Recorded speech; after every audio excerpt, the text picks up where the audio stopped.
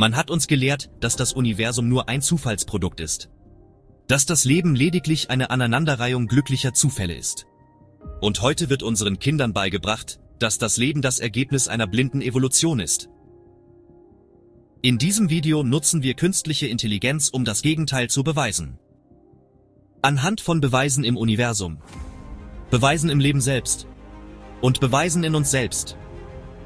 Es ist an der Zeit, sich einer Frage zu stellen, die wir nicht ignorieren können.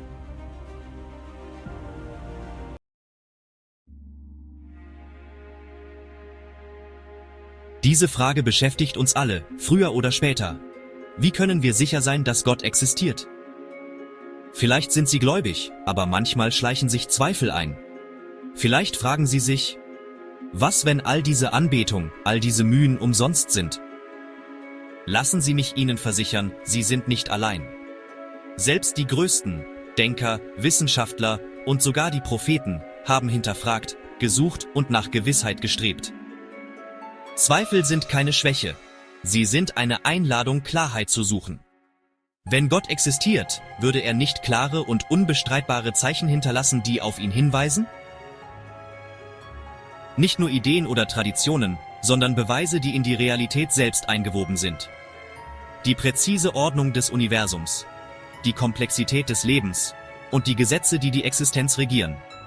Sind sie bloße Zufälle oder offenbaren sie uns etwas Größeres?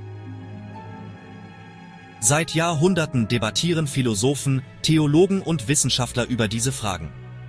Aber die Zeichen zu sehen, reicht nicht aus. Wenn sie wirklich von Gott stammen, müssen sie einer Prüfung standhalten. Glaube ist mächtig, aber ohne Gewissheit schwächt er sich ab. Wahrer Glaube muss auf mehr als nur Tradition basieren. Er muss auf einer Wahrheit ruhen, die Fragen standhalten kann. Deshalb werden wir diese Zeichen nicht nur beobachten. Wir werden sie mit Vernunft, Wissenschaft und der fortschrittlichsten Technologie unserer Zeit testen. Was wäre, wenn wir künstliche Intelligenz, KI, den Höhepunkt menschlicher Vernunft, nutzen würden, um die Frage nach Gottes Existenz aus vielen Blickwinkeln zu beleuchten? Kann sie uns helfen, klarer zu sehen, was Generationen über Jahrhunderte geglaubt haben? Kann sie uns helfen, die Handschrift des Schöpfers zu erkennen? Ich verspreche Ihnen eine Reise, die Ihre Wahrnehmung der Realität für immer verändern wird. Das mag viel klingen, aber die Existenz Gottes zu beweisen, ist nicht der Höhepunkt. Es ist das Fundament. Von dort aus erheben wir uns zur wichtigsten Frage überhaupt. Wenn Gott existiert, wer ist er? Und was will er wirklich von uns? Bei so vielen Glaubensrichtungen auf der Welt, können wir Gewissheit finden? Dies ist kein Vortrag. Es ist nicht nur Philosophie oder Vermutung. Was folgt, ist eine Untersuchung der Realität, der Zeichen, die gelassen und ohne Vorurteile beobachtet werden. Durch Beweise, aus Wissenschaft, Vernunft und der Natur, wird das Folgende nicht nur Zweifler herausfordern, sondern auch den Glauben der Gläubigen bis zur höchsten Gewissheit stärken.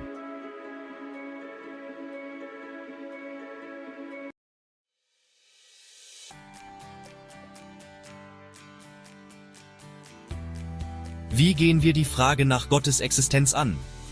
Können wir sie mit Wissenschaft, Vernunft oder Geschichte beantworten? Oder bleibt es eine Frage des persönlichen Glaubens? Seit Jahrhunderten suchen Menschen nach Beweisen, nutzen dabei verschiedene Methoden, von Philosophie über Moral bis hin zu religiösen Traditionen. Doch heute spielt die Wissenschaft eine zentrale Rolle in dieser Debatte. Sie basiert auf Experimenten, ist messbar und genießt breite Akzeptanz. Deshalb nutzen wir die Wissenschaft als unser Hauptwerkzeug in dieser Suche, aber nicht als einziges. Auch wenn die Wissenschaft erklären kann, wie Dinge funktionieren, beantwortet sie nicht immer die Frage, warum sie überhaupt existieren. Um ein vollständiges Bild zu erhalten, müssen wir alle verfügbaren Beweise prüfen, wissenschaftliche, philosophische und historische. Doch wenn Gott existiert, stellt sich eine weitere wichtige Frage. Hat er den Menschen jemals eine Botschaft gesandt? Es gibt viele Traditionen weltweit, die von sich behaupten, von Gott zu stammen. Wir versuchen hier nicht eine bestimmte Religion anzugreifen.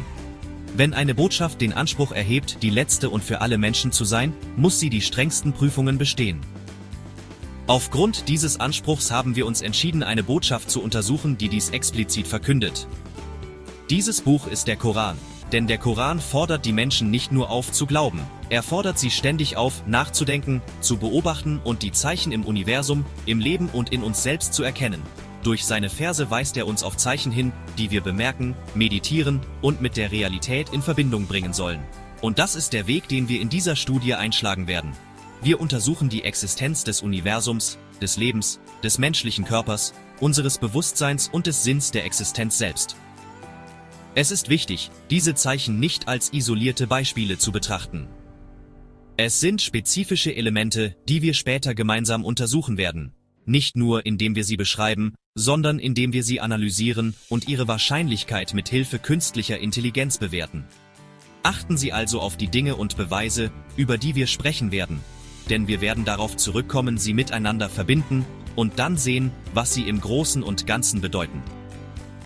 Ich verlange nicht, dass Sie mir blind glauben, ich bitte Sie, der Argumentation zu folgen. Und nun, folgen wir diesen Zeichen und schauen, wohin sie uns führen.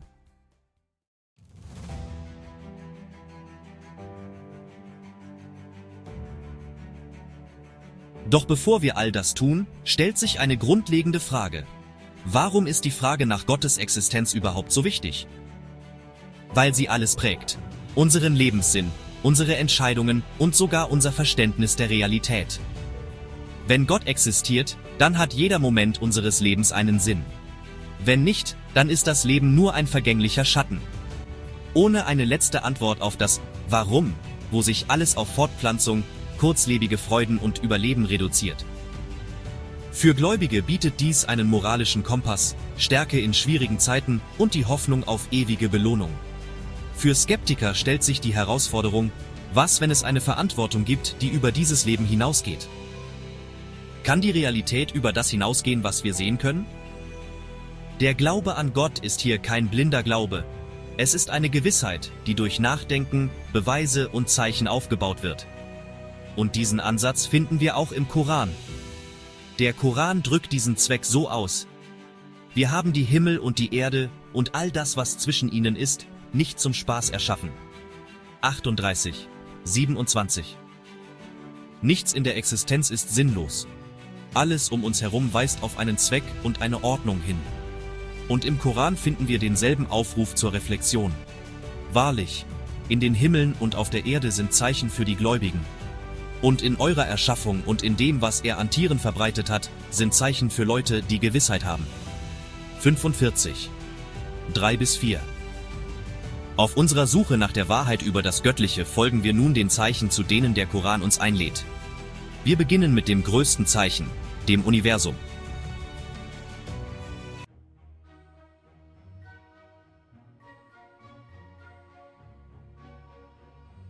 Ist das Universum nur das Ergebnis zufälligen Chaos, oder zeigt es Anzeichen einer gezielten Schöpfung?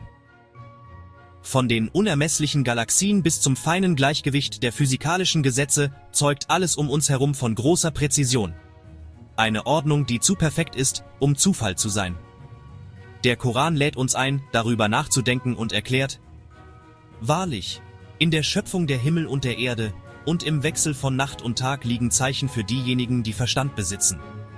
Koran 3, 190. Denken Sie an die Präzision, mit der das Universum eingestellt ist. Wissenschaftliche Konstanten, wie die Gravitationskraft, die Lichtgeschwindigkeit und die starke Kernkraft, sind mit erstaunlicher Genauigkeit festgelegt.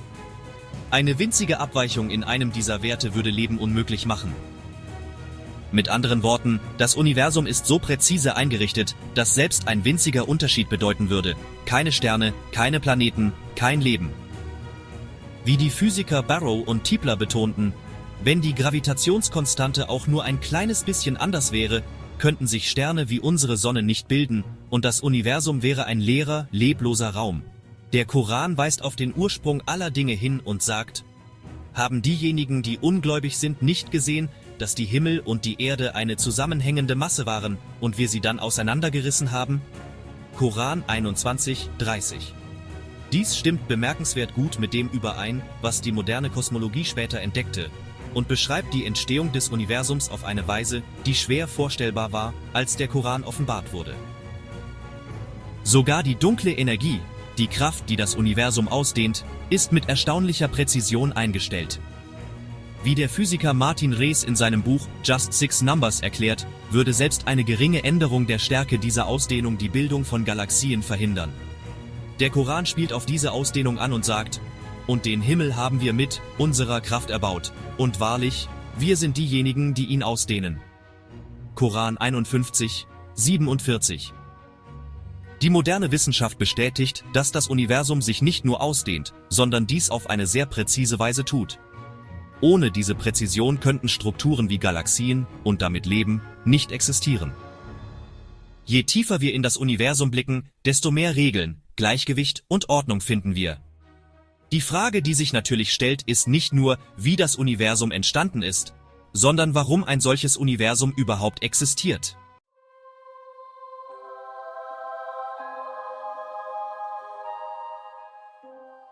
Jenseits der schieren Unermesslichkeit des Universums liegt ein noch feineres Meisterwerk: unser eigenes Sonnensystem.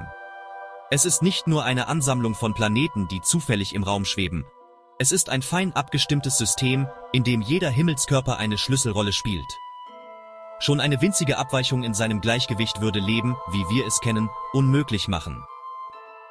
Stellen Sie sich vor, die Sonne wäre nur ein kleines Stück weiter von der Erde entfernt. Der Planet würde einfrieren und seine Ökosysteme würden zusammenbrechen. Wäre die Sonne nur ein wenig näher, würde die Erde überhitzen und unbewohnbar werden. Eine solch präzise Positionierung spiegelt das komplexe Gleichgewicht wider, das zur Aufrechterhaltung der Existenz notwendig ist.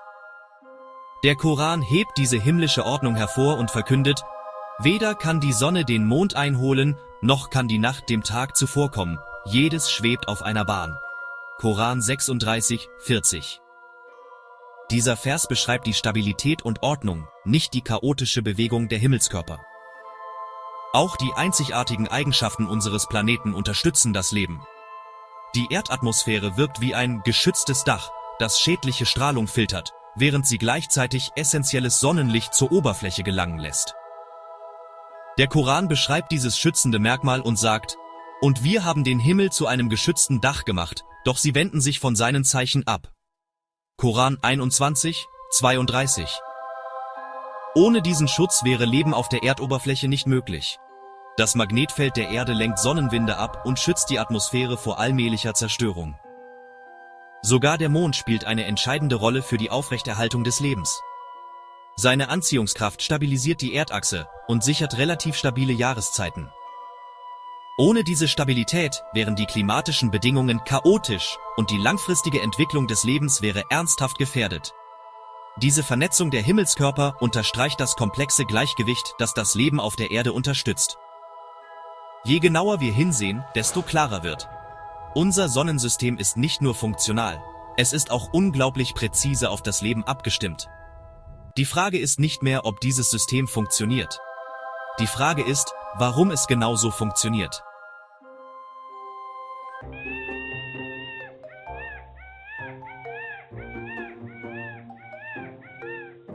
Wie der Koran zuvor betonte: Und was er an Lebewesen verbreitet hat, sind Zeichen für Menschen.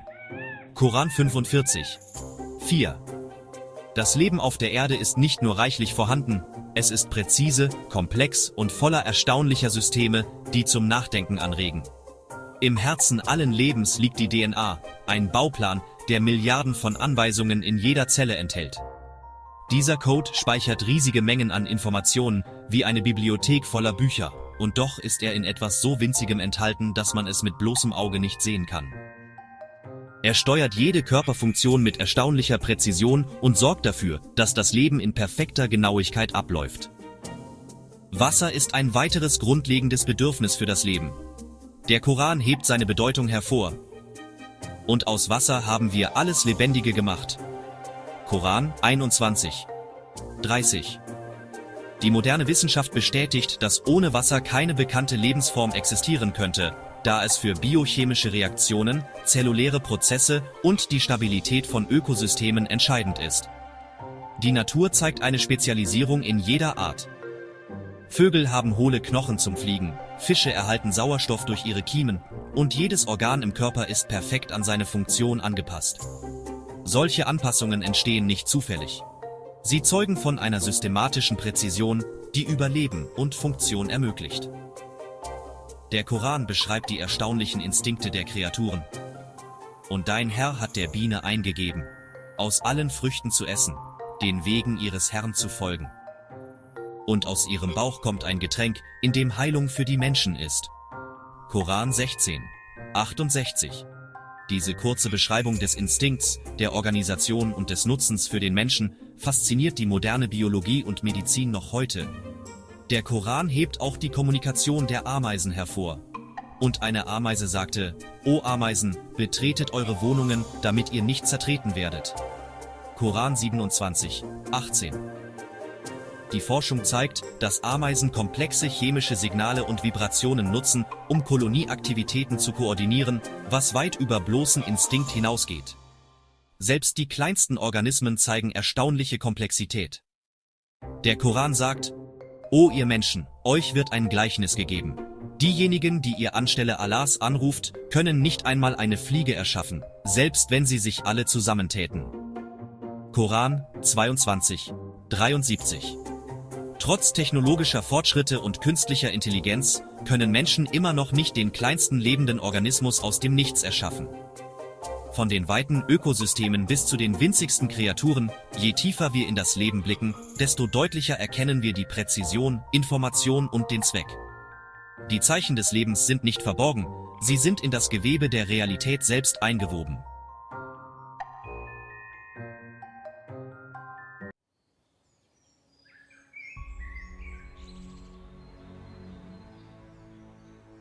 Die Suche nach der Existenz Gottes findet nicht nur außerhalb von uns statt, sondern auch in uns selbst. Unser eigener Körper, mit seiner unglaublichen Komplexität, seinem Zweck und seiner Präzision, liefert uns einige der deutlichsten Hinweise, die wir jeden Tag in uns tragen. Allah fragt: Und auch in euch selbst, seht ihr denn nicht? Koran 51, 21. Der menschliche Körper ist ein Meisterwerk des Designs. Das Gehirn mit seinen 86 Milliarden Neuronen schafft ein komplexes Netzwerk, das Informationen besser verarbeitet, anpasst und zusammensetzt als die fortschrittlichsten Supercomputer von heute. Es ermöglicht Bewusstsein, Erinnerung, Gefühle, Entscheidungsfindung und Selbstkenntnis, Dinge, die keine künstliche Intelligenz im menschlichen Sinne besitzt. Das Herz, das über 100.000 Mal am Tag schlägt, pumpt Blut durch unglaubliche 60.000 Meilen Blutgefäße. Genug, um zweimal die Erde zu umrunden. Ohne dass wir auch nur daran denken, hält es uns am Leben und versorgt jede Zelle des Körpers mit Sauerstoff und Nährstoffen. Unsere Augen sind ein weiteres erstaunliches Beispiel für Präzision. Sie können Millionen von Farbnuancen unterscheiden und in Sekundenbruchteilen riesige Informationsmengen an das Gehirn senden, sich stets an Licht, Bewegung und Entfernung von Objekten anpassend. Allah erinnert uns: Haben wir ihm nicht 2 Augen gegeben? Koran 90, 8. Sprechen und Hören bilden ein komplexes Kommunikationssystem. Das Verstehen von Sprache erfordert eine perfekte Teamarbeit zwischen Gehirn, Gehör, Zunge und Stimmbändern, die Luftschwingungen fast augenblicklich in Bedeutung umwandelt. Allah sagt: Er ist es, der euch Gehör, Augenlicht und Verstand verliehen hat. Wie wenig dankbar seid ihr doch.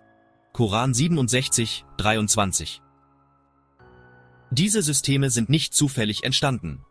Sie arbeiten als verbundene Teile eines Ganzen zusammen, wobei ein Problem in einem Teil den gesamten Körper beeinflusst. Kann eine solch erstaunliche Komplexität, Bewusstsein, Intelligenz und perfekte Koordination wirklich ohne Absicht oder Plan entstehen? Allah stellt eine Frage, die den Kern der Sache trifft. Sind sie etwa aus dem Nichts erschaffen worden, oder sind sie selbst die Schöpfer? Koran 52, 35. Mit anderen Worten, wenn sie nicht erschaffen wurden, woher kommen sie dann? Je mehr wir in uns selbst blicken, desto klarer wird, dass diese Zeichen auf die Weisheit eines Schöpfers hinweisen und nicht auf zufälliges Chaos. Die Zeichen sind nicht nur um uns herum, sie sind in unser Wesen eingewoben.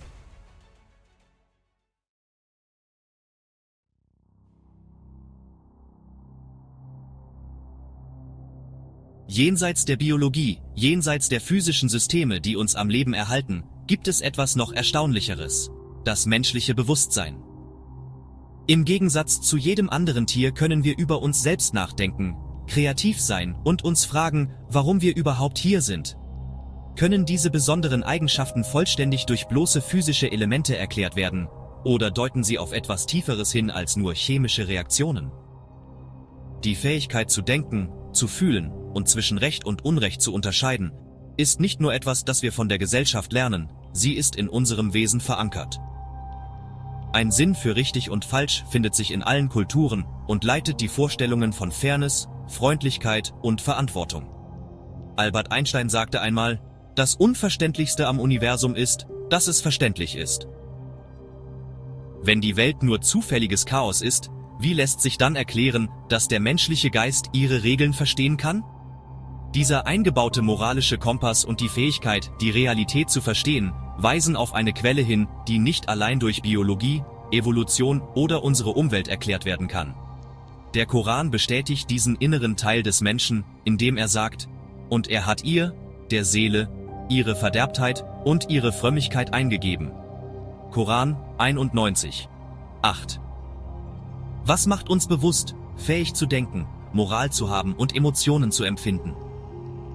Wir sind keine bloßen biologischen Maschinen, wir haben eine Seele. Wenn Bewusstsein und Moral nur Zufälle wären, ist es schwer zu erklären, warum sie so tief in dem verwurzelt sind, was es bedeutet, Mensch zu sein. Keine rein physikalische Erklärung hat Bewusstsein und Moral bisher vollständig erklärt. Wenn diese Reise der Vernunft und des Sinnes für Sie bisher wertvoll war, hilft ein schnelles Like, Kommentar oder Abonnement, dass solche Fragen noch mehr Menschen erreichen. Wenn Bewusstsein und Moral mehr als nur Materie sind, dann können wir die Frage nach Gott nicht ignorieren.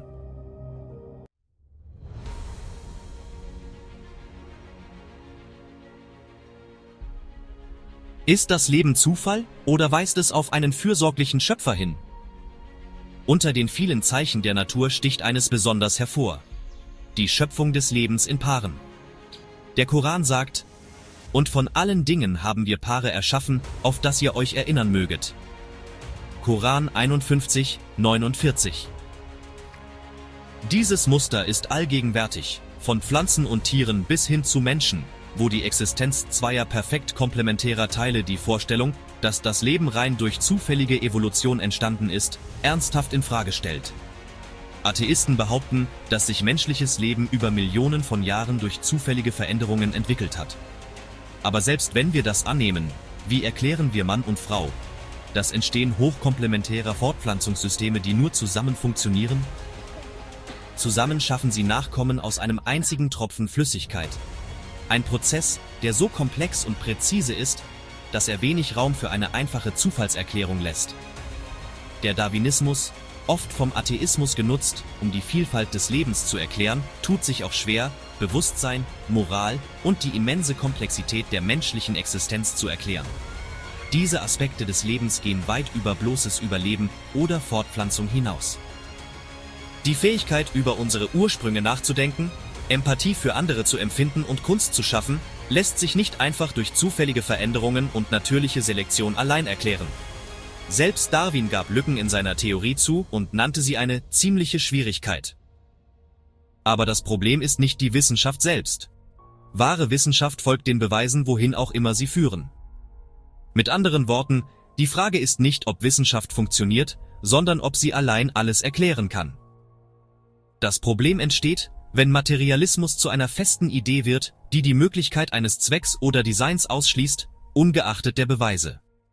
Wenn die Beweise stark in diese Richtung weisen, warum sollten wir dann nur nach physikalischen Erklärungen suchen? Mit all dem im Hinterkopf: die Natur, unsere Körper und unser Geist, alles weist auf einen Schöpfer hin. Der Koran spricht hier nicht von einem Mangel an Beweisen, sondern davon, wie Menschen die Dinge sehen. Wahrlich, nicht die Augen sind blind, sondern die Herzen in den Brüsten sind blind. Koran 22, 46.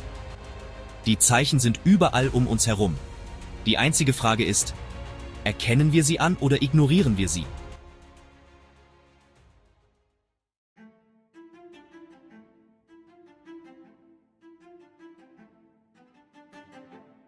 Wie hoch ist die Wahrscheinlichkeit, dass alles im Universum sein Gleichgewicht, seine Komplexität und unsere bloße Existenz reiner Zufall ist? Für manche bleiben diese Zeichen unbemerkt, werden als bloße Zufälle abgetan. Doch die Zahlen lügen nicht. Um dies zu überprüfen, haben wir eine KI eingesetzt, um die Wahrscheinlichkeit zu berechnen, dass Leben und Universum durch Zufall entstanden sind. Die Ergebnisse waren schlichtweg verblüffend. Wir haben 9 Schlüsselfaktoren untersucht, die für die Existenz von Leben und dem Universum entscheidend sind. Die ultrapräzise Abstimmung der Schwerkraft, die starke Kernkraft, die kosmologische Konstante, die Position der Erde in der Goldlöckchenzone, eine stabile Umlaufbahn, eine schützende Atmosphäre, die DNA-Bildung, Fortpflanzungssysteme und die menschliche Proteinbildung. Jeder dieser Faktoren ist von enormer Bedeutung. Um sicherzustellen, dass wir nicht nur spekulieren, hat die KI ihre Berechnungen anhand echter wissenschaftlicher Studien überprüft, wobei sie auf die Arbeiten renommierter Physiker, Kosmologen und Biologen zurückgriff. Und als wir die Wahrscheinlichkeiten betrachteten, waren die Zahlen einfach unglaublich. Die Gravitationskonstante, sie ist auf 1:10⁻10 genau. Selbst eine winzige Abweichung würde dazu führen, dass das Universum in sich zusammenstürzt oder sich so schnell ausdehnt, dass Galaxien, Sterne und Leben niemals entstehen könnten. Die kosmologische Konstante, noch unglaublicher. 1:10⁻120. Diese Zahl ist so unfassbar präzise, dass selbst die größten Wissenschaftler Schwierigkeiten haben, zu erklären, warum sie so perfekt auf die Entstehung von Galaxien und Planeten abgestimmt ist. Die DNA-Bildung? Mehr als 1:10⁻200. Damit ein einziges funktionierendes Protein zufällig entsteht, sind die Chancen so gering, dass dies statistisch gesehen im gesamten Leben des Universums niemals geschehen würde. Nun, denken Sie darüber nach, was passiert, wenn wir all diese 9 Elemente zusammenführen und uns fragen, wie hoch ist die Wahrscheinlichkeit, dass all diese Bedingungen zufällig perfekt zusammenpassen? Die Antwort? Eine Zahl, die so nahe bei Null liegt, dass Zufall völlig unplausibel wird. Jeder Faktor für sich allein schließt den Zufall aus, doch zusammen zeigen sie deutlich, dass ein solches Maß an Präzision auf eine bewusste Gestaltung hinweisen muss. Doch manche Menschen entscheiden sich, all diese offensichtlichen Beweise zu ignorieren und vertrauen lieber dem Zufall, anstatt darüber nachzudenken, was all das bedeutet. Wir machen uns hier über niemanden lustig. Wir fragen uns lediglich, ob Zufall wirklich eine gute Erklärung ist. Das Universum hat mit Zahlen gesprochen und es hat klar gesprochen. Für diejenigen, die bereit sind, darüber nachzudenken, sind die Implikationen unvermeidlich. Dieses Maß an Harmonie, Komplexität und Präzision kann nicht aus dem Chaos entstehen, es weist auf einen Plan hin. Wenn diese Entdeckungen zu präzise sind, um Zufall zu sein, dann verlangen sie eine Antwort. Eine so perfekt abgestimmte Realität kann sich nicht selbst erschaffen. Sie muss das Ergebnis eines bewussten Designs sein. Und wenn das stimmt, bleibt eine große Frage. Was will dieser Schöpfer von uns?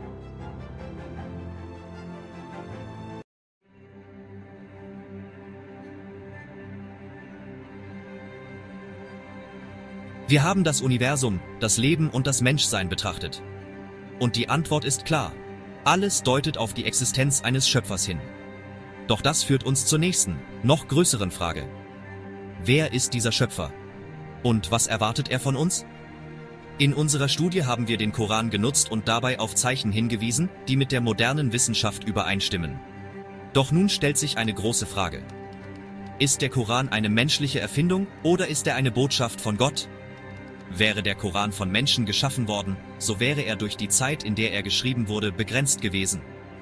Wenn er eine Botschaft von Gott ist, dann muss er eine Kohärenz und ein Wissen aufweisen, das die Menschen des 7. Jahrhunderts unmöglich besessen haben könnten. Der Koran enthält viele Beschreibungen von Naturphänomenen, von der Erschaffung des Universums über das Wachstum des Lebens bis hin zu den tiefgreifenden Aspekten des Menschseins. Die Frage ist nicht, ob diese Beschreibungen als Symbole betrachtet werden können, sondern ob sie als bloße Vermutungen von Menschen erklärt werden können. Um das herauszufinden, haben wir dieselbe Methode angewandt, die auch in der Wissenschaft verwendet wird. Konstanten suchen, auf Kohärenz prüfen und die Wahrscheinlichkeit bewerten. Wenn viele verschiedene Beschreibungen im Koran mit dem übereinstimmen, was die Wissenschaft Jahrhunderte später entdeckt hat, dann müssen wir die Vorstellung, dass all dies zufällig geschah, ernsthaft überdenken. In dieser Studie haben wir 9 koranische Beispiele aus dieser Forschung untersucht. Die Themen wie die Ausdehnung des Universums, den Beginn des Kosmos, den Schutz der Atmosphäre, die Stadien des menschlichen Wachstums und die Komplexität lebender Organismen umfassen. Jede dieser Beschreibungen könnte als bloße Vermutung erklärt werden, doch zusammen bilden sie ein Muster, das schwerlich dem reinen Zufall zugeschrieben werden kann. Um dies noch unvoreingenommener zu gestalten, haben wir künstliche Intelligenz eingesetzt, um die Wahrscheinlichkeiten zu berechnen. Die KI beurteilt hier nicht den Glauben, sondern die Wahrscheinlichkeit von etwas. Wie hoch ist die tatsächliche Chance, dass viele exakte Beschreibungen ohne jegliches Wissen oder Quellenmaterial entstehen? Die Ergebnisse waren erstaunlich. Die Wahrscheinlichkeit, dass diese Beschreibungen zufällig auftauchten, war so unglaublich gering, dass es praktisch unmöglich ist, dass dies geschehen ist. Mit anderen Worten, es ist nicht nur eine glückliche Vermutung, sondern eine Ansammlung von verschiedenen Dingen, die zusammenpassen und sich gegenseitig verstärken. Dies beweist Gott nicht durch ein mathematisches Problem, aber es zwingt uns wirklich dazu, die Vorstellung zu hinterfragen, dass der Koran nur ein menschlicher Zufall ist. Wenn der Koran nicht aus dem begrenzten Wissen des 7. Jahrhunderts stammen konnte, dann ist es logisch, dass seine Quelle über das hinausgeht, was Menschen leisten können. Und wenn seine Quelle göttlich ist, dann ist der Koran nicht nur ein Buch, er ist eine Botschaft. Eine Botschaft, die nicht blinden Glauben fordert, sondern Verständnis, Besinnung und Verantwortung. Und mit diesem Wissen stellt sich eine weitere Frage, der wir nicht ausweichen können. Wenn die Botschaft klar ist, was werden wir damit tun?